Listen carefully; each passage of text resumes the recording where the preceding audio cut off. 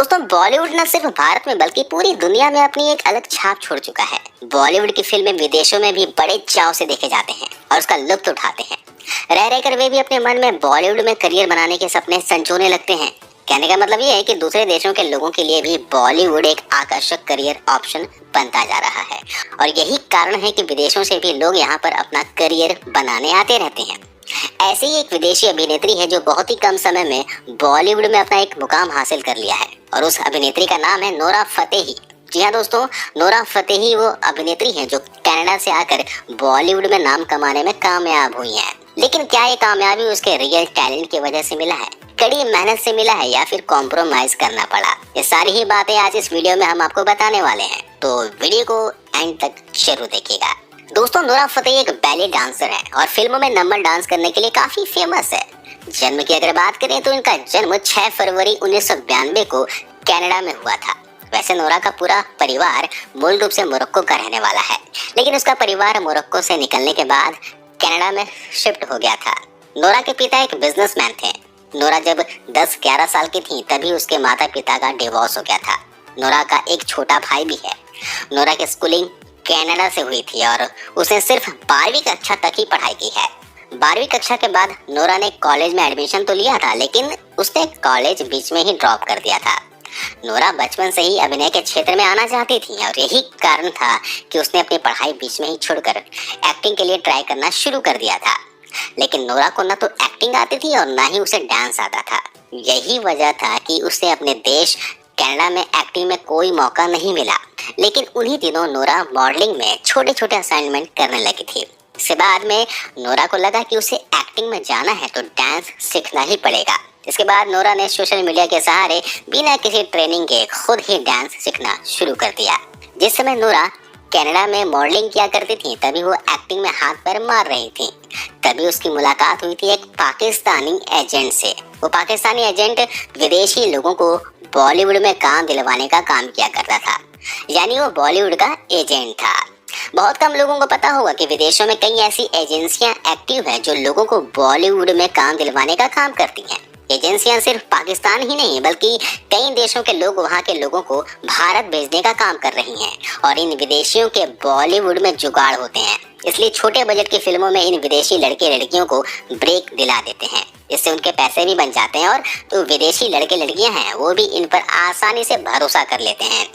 Nora Fatehi को भी इसी तरह एक एजेंसी के द्वारा भारत भेजा गया था। यहाँ पर उसे पहली फिल्म में काम दिलवाया गया था।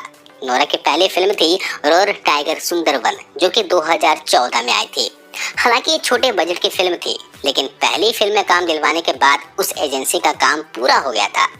दोस्तों ये जो विदेशी एजेंसियां विदेशी लड़के लड़कियों को भारत के बॉलीवुड में भेजने का काम कर रही हैं, ये सारे काम छिप कर करती हैं। यानी कि भारत सरकार को भी पता नहीं होता कि विदेशों से कुछ लोग भारत आकर यहाँ के लोगों का रातों रात रोजगार छीनकर मशहूर हो जाते हैं।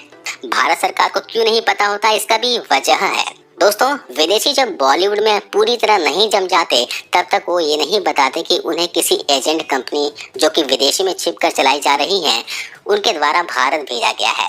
सफल होने के बाद खुद बॉलीवुड के लोग भी उस विदेशी कलाकार की ऐसी इमेज भारतीयों के सामने पेश करते हैं कि हमें सोचने का समय ही नहीं मिलता कि जो विदेशी कलाकार है ये आए कैसे होंगे। दूसरी तरफ ये लोग भी ऐसे ऐसे बयान देकर बच निकलते हैं कि आप अंदाजा ही नहीं लगा पाएंगे। दरअसल इन विदेशी कलाकारों को सिखाया जाता है कि वो अपने बयान में बस गिनी चुनी लाइनें ही हर बार बोलेंगे, जैसे कि इन्हें बॉलीवुड से, भारत की संस्कृति से बहुत प्यार है और भारत आकर काम करना बचपन का सपना था। कुछ ऐसे ही बयान उनके द्वारा दिए जाते हैं।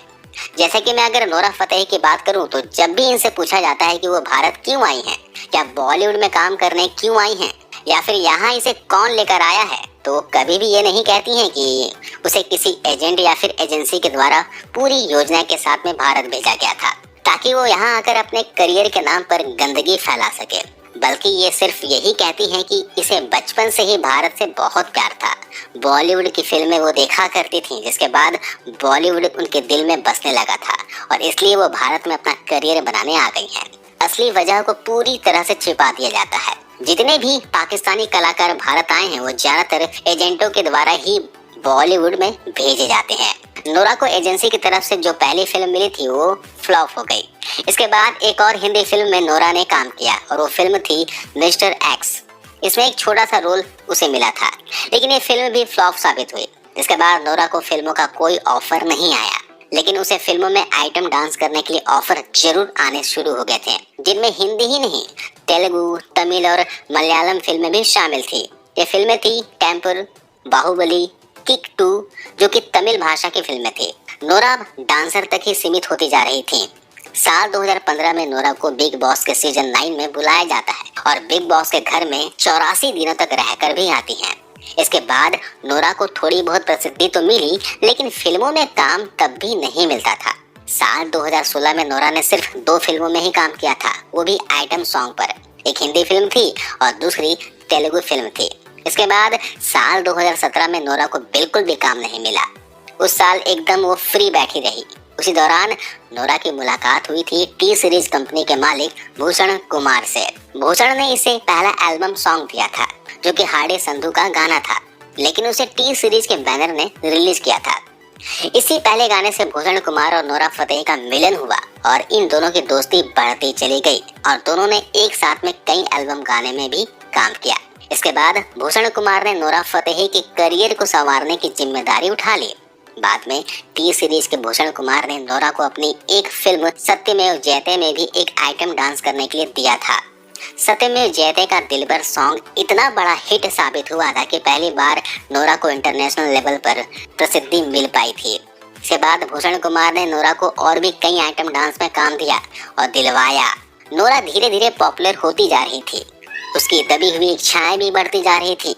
वो आइटम नंबर से अलग फिल्मों में लीड रोल निभाना चाहती थी और ये बात उसने भूषण कुमार को बताई थी। और उधर भूषण कुमार को अपनी उम्र से छोटी लड़की मिल गई थी, तो भूषण कुमार भला कैसे मना कर सकता था। भूषण कुमार ने अपनी पहली फिल्म भारत में सलमान खान के साथ में नोरा को एक छोटा सा रोल करने को दिया।